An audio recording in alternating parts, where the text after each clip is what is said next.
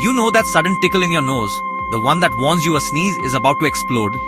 Here's a simple doctor-approved hack to stop it in its tracks. Press your tongue firmly against the roof of your mouth and pinch the bridge of your nose while taking a slow deep breath.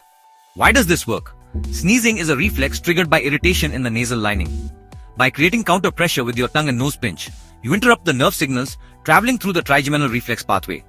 The deep breath calms the nervous system and diverts your body's focus away from the sneeze reflex. It doesn't work every single time, but many people find it surprisingly effective. And here's the bonus: you avoid that awkward half-sneeze moment in public without having to stifle it unsafely.